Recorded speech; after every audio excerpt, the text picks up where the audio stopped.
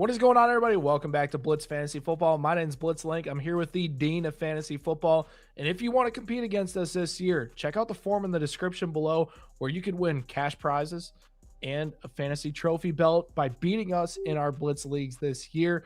Check out our draft guide as well. It's also free in the description. But today, we are talking about league-winning running backs that are going late in drafts right now. Think about it last year. Kyle Monungai was the RB 72. This guy finishes the RB 28. Like Travis Etienne, the RB 36, was a top 12 guy at the position last year. Javonte Williams as well. There's so many guys every year that break out and have massive years despite being late in ADP.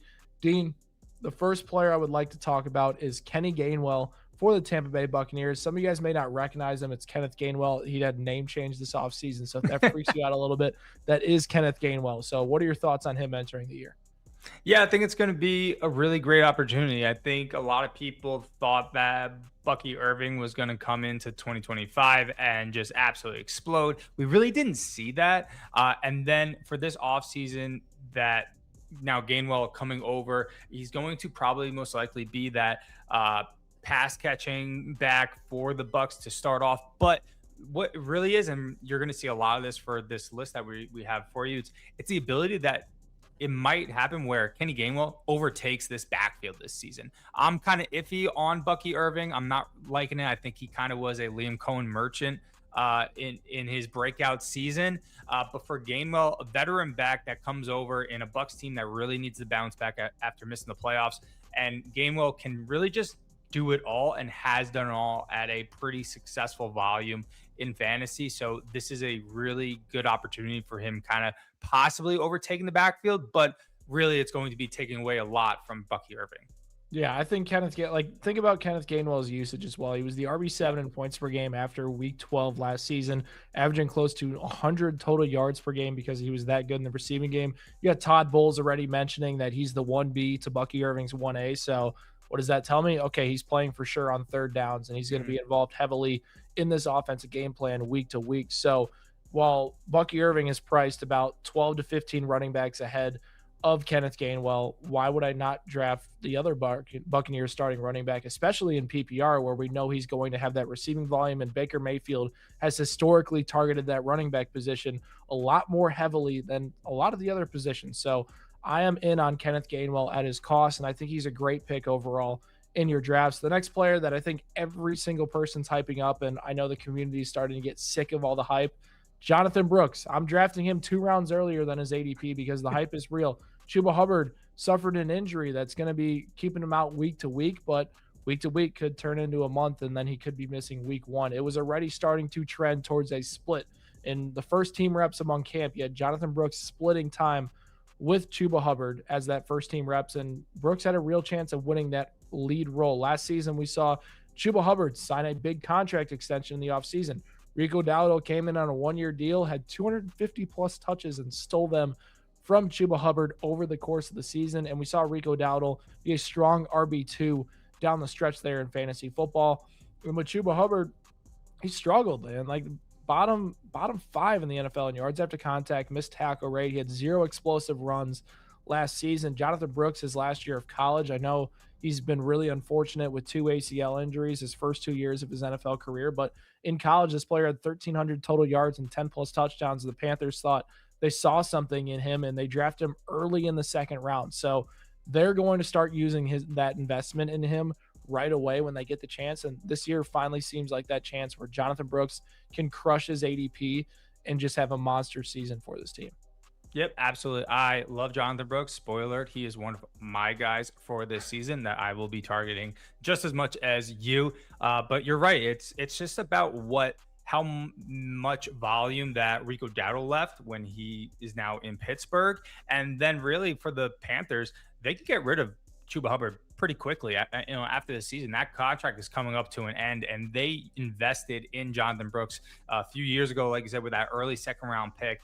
And he's showcasing so far in training camp that he's not just a running back that can run between the tackles. He's got some receiving ability as well. And if this Panthers team really wants to get back to the playoffs, they have to really make sure that Jonathan Brooks is a part of this team for the foreseeable future. And I think he can overtake Chuba Hubbard pretty quickly this season. Yeah. Yep, I love Jonathan Brooks. Rashad White's the next guy for the Washington Commanders. Now, we talked about Kenneth Gainwell entering a good situation where Baker Mayfield likes targeting running backs. Rashad White has averaged 50 receptions each season throughout his entire career. He has the sixth easiest running back schedule. And I think when I look at Rashad White, I think he does have a safe floor. I think he's for sure the third down back the entire year. But the part that excites me about the upside is, let's say Ja'Cory Krosky-Merritt struggles again on those early downs and Rashad White has a good year and plays well on those early downs. He's playing like 65 to 70% of snaps in an offense that has Jaden Daniels and going to make every running back more efficient. And he has the receiving work. So Rashad White, we're looking at him as, an RB40 right now. He easily vaults into those top 24 running backs if he wins some of that early down work paired with his receiving work, and he becomes one of the best buys in fantasy football. The schedule's great. The situation is pretty good. Rashad White is in a great situation to have a new life because he kind of got faded out in Tampa Bay over the last 2 years. And not too long ago, this was an RB1 in fantasy football. And I think there's a chance that Rashad White regains some of that form and becomes a consistent option again in fantasy lineups. Yep, and for me, why I target him so much is because of the uncertainty in front of him.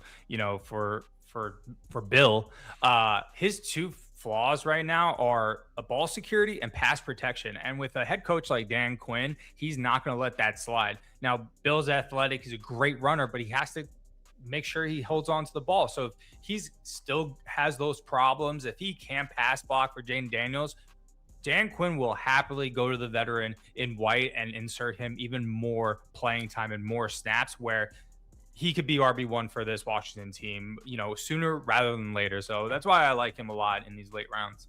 Yeah. And the next guy we'll talk about is Keaton Mitchell for the Los Angeles Chargers. He's the RB52. Like, we're getting deep. We're getting deep into these guys here on the ADP list, and we're giving you some deep sleepers. Yep. With Keaton Mitchell, he had a 10.2% explosive run rate in Baltimore, was always behind Derrick Henry. I'm not saying he's beating out Amari and Hampton by any means this year, but he is going to have a role in Los Angeles. Mike McDaniel made it very clear that Keaton Mitchell was one of his favorite players to target this offseason and that they had to get him, and he fits perfectly within the system. I think he's a younger version of Raheem Mostert and what they were able to do with him in this offense. He averaged 1.3 yards per route run as well, can be utilized in the pass game, can stretch defenses and expand the field. That's exactly what McDaniel's offense is meant to do. And while I'm super high on Amari and Hampton, you can also target Keaton Mitchell at RB52 because when he's on the field, he could have 10 touches and be right around that top 32 range in terms of the running backs on a weekly basis. He's a great plug and play option. I think the upside's there. If Amari and Hampton gets hurt, he could potentially be a league winner, but in a weekly basis, if Amari Hampton is playing, I do think there's some weekly standalone flex value because of how explosive he can be with the ball in his hands this year. Yeah, absolutely. And really, it's just, I think he's going to crush his ADP right now. And now we're not saying he's going to be a top 15 running back, but he's definitely has the possibility of being a effective RB2 on this Chargers team with a great offense that we are projecting. So yeah, I like the Keaton Mitchell, especially he's a guy that probably is not getting drafted a lot. So he might be like your first waiver wire pickup while you're waiting for the kickoff of the regular season. So, but it's definitely a name to keep out. And especially, hey, if you have Amari Hampton, heck of a handcuffed as well. So make sure to don't forget that name. Yeah, I like targeting him everywhere. The last player is Damon Claiborne for the Minnesota Vikings. Kyler Murray is the quarterback one, where they don't have to deal with 9 anymore. This Vikings offense is not going to be as bad as they were last year. Life is good.